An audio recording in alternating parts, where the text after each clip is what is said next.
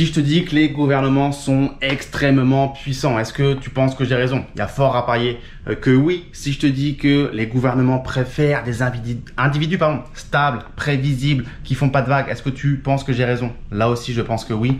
Et si je te dis que les gouvernements n'aiment pas les gens riches ou indépendants financièrement parce qu'ils sont moins facilement contrôlables, je pense que là aussi, tu es d'accord avec moi. Cette vidéo, entre guillemets, elle s'adresse à tous ceux qui regardent les autres passer à l'action, mais qui passent pas à l'action eux-mêmes. Ceux qui pensent que tout ira bien, que les gouvernements veulent notre bien, qui sont là pour nous protéger et faire en sorte que tout va bien, par exemple en collectant de l'impôt. Bref, tous les dormeurs, regardez bien cette vidéo parce que, voilà, cette fin d'année, début d'année 2025, c'est extrêmement important de comprendre certaines choses au sujet de ce monde qui nous entoure. Il y a une chose très importante à comprendre, c'est que plus vous êtes pauvre, plus vous êtes contrôlable. C'est vraiment un outil de contrôle, l'argent. Vous êtes plus facilement contrôlable si vous n'avez pas de choix, pas d'opportunité, pas d'option. Aujourd'hui, l'argent, il est entièrement corrompu. Je vous propose d'ailleurs qu'on se mette dehors sur la petite terrasse. Ici, on est chez Tonton Marriott. Cette chambre d'hôtel vient avec une piscine et un jacuzzi. C'est totalement génial. D'ailleurs, je vais me mettre dans ce sens-là pour te faire un petit peu profiter de la vue. Comme je te disais, l'argent est corrompu, c'est-à-dire qu'on l'a vu depuis quelques années avec notamment la pandémie où, je te mets d'ailleurs à l'écran le graphique. Dis-moi s'il y a un truc qui te choque, c'est le M2, c'est la money supply. Donc c'est-à-dire que la quantité d'argent qu'il y a dans l'économie qui est émise par les banques centrales, et ça c'est la M2 aux États-Unis. Donc est-ce que tu as l'impression qu'il y a un truc qui cloche? En effet, depuis 2020 exactement, on a eu une quantité d'argent entièrement colossale qui a été délivrée dans l'économie, et ça a évidemment des conséquences très néfastes pour toi, moi, le monsieur et madame lambda qui n'ont pas le choix et qui voient la valeur de leur argent totalement s'éroder. Également, ce qu'il faut avoir en tête, c'est qu'aujourd'hui, devenir millionnaire, c'est bullshit. C'est-à-dire qu'il y a énormément de millionnaires dans le monde. J'ai la stat ici, il y a 22 millions de millionnaires, non pas dans le monde, simplement aux États-Unis. Ce n'est pas une espèce rare que d'être millionnaire. Et des gens qui pèsent plus de 25 millions de dollars aux États-Unis, il y en a 250 000. Donc encore une fois, l'idée de dire « Ah, le jour où je serai millionnaire, je serai bien ». Non les gars, être millionnaire, c'est random. Tu en croises tous les jours sans le savoir, sans t'en rendre compte. C'est des gens qui peuvent être très simples d'apparence.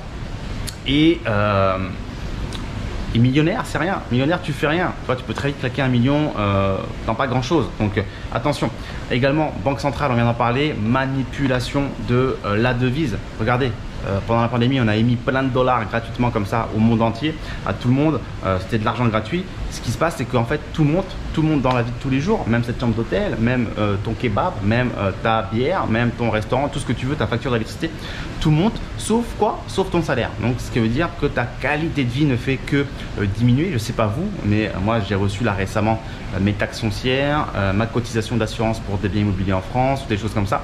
Et j'ai clairement senti des augmentations parfois de plus de 20%. Ma cotisation d'assurance plus 21%. Donc c'est à cause du climat, c'est à cause de ci. Tu sais, on te fait encore presque culpabiliser en justifiant cette augmentation comme étant de ta propre faute. Mais c'est indécent. Donc j'ai la chance de passer beaucoup de temps dans des pays où ça coûte pas très cher. On est ici en Indonésie.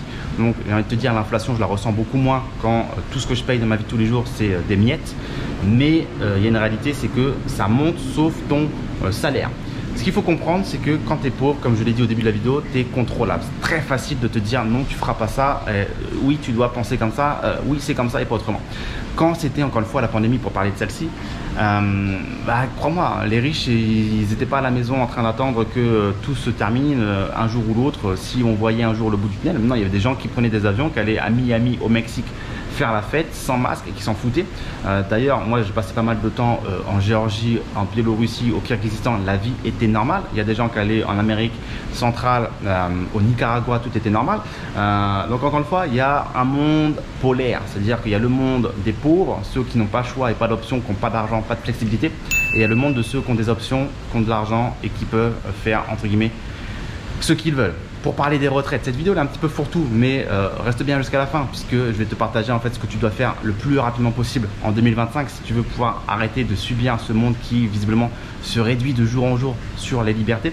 Aujourd'hui, il y a plein de gens qui rentrent dans le monde du travail. Moi, j'ai 31 ans, j'ai des potes, j'ai des amis, j'ai des connaissances qui rentrent dans le monde du travail, qui cotisent pour la retraite, qui cotisent. Et ça, c'est une hérésie, c'est-à-dire que tu penses cotiser pour quelque chose que tu ne verras jamais. C'est purement mathématique, c'est qu'une question de temps avant que le système s'écroule, avant que la pyramide de Ponzi s'écroule, avant que le château de cartes soit balayé d'un petit courant d'air. Aujourd'hui, la retraite, elle a été littéralement conçue avec des règles de jeu qui ne peuvent pas marcher aujourd'hui. En fait, c'est simple. Il y a ceux qui veulent se voiler la face en se disant « Mais non, ça va aller, mon gouvernement va me sauver. Il va trouver de l'argent quelque part et moi j'aurai ma retraite ». Ça s'appelle se voiler la face et faire encore une fois confiance à un gouvernement qui n'est pas là pour ton bien. Encore une fois, si tu fais confiance à quelqu'un qui te fait du mal, bah t'es bizarre, toi t'as le syndrome de Stockholm. Si le mec t'a mis 3 patates et que tu lui dis je t'aime, bah écoute, il y a un moment, je peux rien faire pour toi. Donc la retraite aujourd'hui, c'est pas une récompense pour service rendu, c'est vraiment un moyen de survivre en fait. Voilà, tu finis ta vie dans des conditions de merde et en plus de ça, tu es à peine remercié. Voilà. Il faut vraiment comprendre que si tu comptes sur ta retraite, tu risques fortement de finir ta vie dans des conditions assez misérables. Regarde ce stream que je te mets à l'écran d'ailleurs qui vient du site de l'INSEE. Donc c'est une étude, c'est quelque chose qui a été réalisé il y a longtemps, on le voit ici en 2011. Mais clairement on te dit que n'y a pas suffisamment de personnes, qu'en fait il n'y a pas assez d'actifs comme on dit pour financer les retraites, puisqu'en 2060 on estime qu'il n'y aura que 1,5 actifs pour un inactif de plus de 60 ans, alors qu'en 2016 il y avait 2,5 actifs. Donc tu vois, on voit très clairement qu'il n'y a pas assez de gens qui bossent, pas assez longtemps peut-être, je sais pas, pour financer les retraites des vieux. Donc ça c'est un vrai problème. Également, le système éducatif, les amis, il n'est pas là pour votre bien. C'est-à-dire que c'est bien l'école d'apprendre à lire, à écrire, mais ensuite les facs, les universités, les écoles de commerce qui coûtent une tonne pour rien, ça forme des bons salariés, ça forme des gens qui ne vont pas faire de vagues. Comme je le disais au début de la vidéo, ça va former des gens qui ont un petit salaire, ont de quoi subvenir à leurs besoins, mais qui vont être facilement contrôlables parce que tu seras encore considéré pauvre. Et même si tu gagnes 1500, 2000, 3000, 4000, 5000, 6000, tu es encore pauvre. Donc, il faut faire attention à ça. Le système éducatif, la fameuse école gratuite, la chose pour laquelle on doit être redevable envers la France pour l'éternité quand on est expatrié. Vous savez, on aime bien nous dire, nous expatriés, tu as profité de l'école gratuite, tu es un enculé, il faut que tu rembourses. Ouais, mais l'école, attention, c'est gratuit, l'université, des choses comme ça, mais est-ce que c'est un vrai cadeau? C'est comme le système de santé, est-ce que c'est un vrai cadeau? Quand on voit la qualité des soins et les temps d'attente, je suis pas sûr que ce soit un cadeau. Encore une fois, tu peux me donner un magnifique repas, tu peux me dire je vais te payer ton repas, mais si dans l'assiette c'est de la merde, je vais pas le manger, quoi. Donc c'est pareil. La taxation, parlons des impôts les amis, ça me rend fou aussi. C'est une limitation d'enrichissement volontaire. Encore une fois, si on taxe son peuple plus ou moins de façon élevée, mais en Europe, en Occident, en France, de façon élevée, confiscatoire, eh bien ça veut dire quoi? Ça veut dire qu'on te limite dans ta capacité à t'enrichir et donc d'être libre, à t'émanciper. Bah oui, s'il y a 0% d'impôt en France, et qu'on ne vienne pas me dire que ça vienne financer des trucs à droite, à gauche, etc., j'aimerais bien voir la couleur de mon argent, où il est allé. Je me perds. Qu'est-ce que je vais te dire? Voilà, en fait, si tu étais à 0% en France, non, ça n'arrangerait personne, ça n'arrangerait pas le gouvernement qui pourrait te voir partir du jour au lendemain parce que tu serais trop riche et donc moins contrôlable. L'endettement, c'est pareil. Quand je vois tous les jeunes qui s'endettent pour des résidences principales sur 20 ans, 25 ans, tu sais, on est content d'avoir eu 25 ans. Mais en fait, tu t'es mis 50 chaînes au plus. C'est-à-dire que là, à ton pied, frérot, tu t'es mis un putain de boulet. C'est-à-dire que pendant 25 ans, tu peux plus quitter ton pays, tu peux plus quitter ta ville, tu peux plus quitter ta maison. Bon, tu peux, mais c'est pénible. Les gens vont dire, ouais, mais j'ai un crédit sur la maison, je peux pas revendre, tu comprends pas, je peux pas partir comme ça, je peux pas faire ci, je peux pas faire ça. Bah non, mais en fait, tu l'as choisi. C'est-à-dire que tu t'es endetté tout seul, tu t'es mis une chaîne invisible tout seul. Et ça, c'est quelque chose que les gouvernements, on va dire en Occident, aiment rendre assez facile, c'est l'accès au crédit. Parce qu'on sait très bien qu'une dette, ça te rend prisonnier, ça te rend contrôlable. En fait, encore une fois, ça réduit ta liberté. Donc attention à ça. Société de consommation, facile de dépenser. Et bien ça, c'est un piège aussi. Quand c'est facile de dépenser, qu'il y a des pubs partout, que ça brille, qu'il y a des offres promotionnelles, des choses comme ça, eh bien, tu n'as plus d'argent. Donc tu es contrôlable. Tu peux plus partir. Tu peux plus prendre un billet d'avion, tu peux plus t'expatrier, tu peux plus faire des choses comme ça. Tu achètes une voiture, peut-être à crédit même, une télé, peut-être même à crédit aussi. Bref, tu es encore une fois contrôlable. Et moi, la fiscalité, j'aimerais vraiment que les gens comprennent que c'est pas que de l'argent. Parce qu'on dit oui, c'est 30%, c'est 20%, c'est 50% de fiscalité. On nous dit que c'est tant d'argent nominal, c'est je sais pas 5 000, 10 000, 15 000, 20 000 euros à payer. Mais pensez en année de vie, les amis. Si aujourd'hui vous bossez de 20 à 60 ans, pendant 40 ans, et que votre fiscalité, eh bien, c'est 50%, vous êtes la pute de l'État pendant 20 ans. 20 ans de votre vie, vous la dédiez à l'État. C'est-à-dire que d'abord, vous êtes la pute d'un patron, parce que tous les matins, peut-être vous allez dans un métro, des bouchons, pour bosser pour un patron qui vous paye peut-être plus ou moins bien, mais bref, souvent vous êtes un peu déçu et c'est de la merde, donc vous êtes la pute d'un patron. Et ensuite, vous êtes la pute de l'État pendant une tonne d'années, parce que vous payez des impôts sur vos salaires. Donc moi, j'ai du mal à comprendre que quelqu'un qui est imposé à 30 ou 50% puisse consacrer autant d'années de sa vie à un gouvernement, à un État qui clairement ne veut pas son bien, qui clairement, on le voit très bien dans la vie de tous les jours, sur la façon dont est utilisé l'impôt, sur la façon dont vivent certains politiques, sur la façon dont on va mener des guerres à l'étranger ou je ne sais quoi. On nous pisse à l'arrêt, on nous pisse, voilà, on nous pisse à la gueule, toi frérot. C'est peut-être un délire, il y a des gens qui adorent se faire pisser dessus, tu vois, je crois qu'il y a des délires sexuels comme ça, les golden shower, on se fait pisser dessus, on adore. Peut-être que ça correspond à certains profils de personnes, mais moi j'aime pas trop qu'on me pisse dessus, frérot. Donc voilà, aujourd'hui le monde est devenu très polaire, il faut comprendre que on va dire l'hégémonie occidentale, tout ça, ça n'existe plus. Il y a des puissances qui viennent bousculer tout ça. Et aujourd'hui, il ne faut pas croire que parce qu'on est en France, on est la France, on est la France, on rayonne à l'échelle mondiale, qu'on est invincible et que tout va bien se passer, que les gouvernements vont faire quelque chose pour vous. Aujourd'hui, on voit très bien que l'obtention de résidence à l'étranger, c'est de plus en plus compliqué. On réduit les fenêtres de tir. La France, d'ailleurs, elle-même fait pression.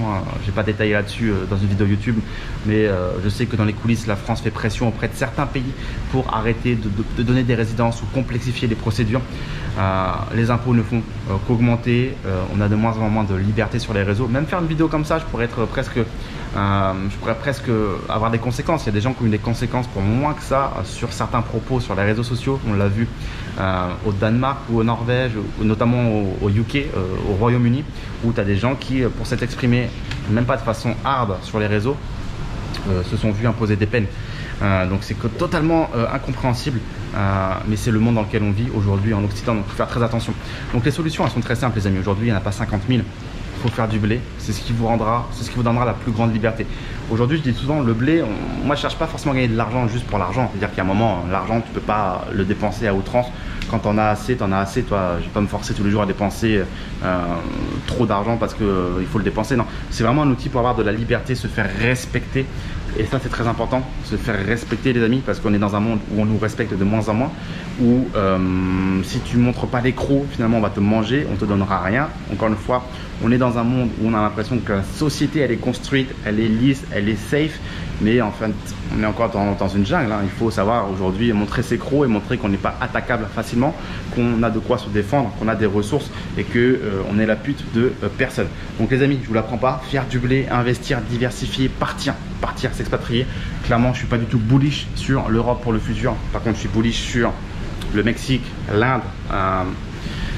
On en parlera peut-être dans une autre vidéo, mais c'est pour ça que j'investis dans plein de pays du monde entier. Aujourd'hui, je dois avoir des actifs dans 15 à 20 pays dans le monde. Donc toi, je suis diversifié géographiquement parlant, politiquement, d'un point de vue devise, donc monétaire. Et ça, c'est vraiment ce que je vous invite à faire, les amis, à travers l'investissement dans des actions, dans des startups. Pourquoi pas de l'immobilier ou en ayant des comptes avec du cash à l'étranger, Panama par exemple, ou ailleurs. Voilà les amis, faites-vous respecter. On est dans un monde où visiblement on se fait de moins en moins respecter, où tout est de plus en plus compliqué. Donc voilà les amis. Dites-moi dans les commentaires ci-dessous si je suis un enculé de mec négatif. C'est vrai que cette vidéo n'est pas très positive. Mais après tout, je dirais pas que c'est un devoir que j'ai de vous éduquer, j'ai pas cette prétention. Mais en tout cas, je partage un petit peu comment je pense. Je sais que beaucoup de mes amis entrepreneurs, millionnaires, investisseurs, on a plus ou moins tous le même discours.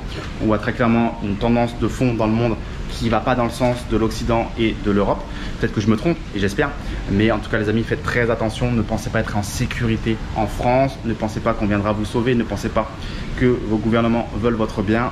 Obtenez des résidences à l'étranger. Ayez des plans B, des plans C, des plans D. Et je vous souhaite le meilleur les amis. Lisez bien la barre de description ci-dessous. Il y a pas mal de ressources justement pour vous aider à investir dans actions, start-up. Et pourquoi pas parler d'autres choses, résidence, passeport et compagnie. Voilà les amis, je vous dis à très vite pour une prochaine vidéo. C'était Raph en direct de Jakarta. Ciao ciao.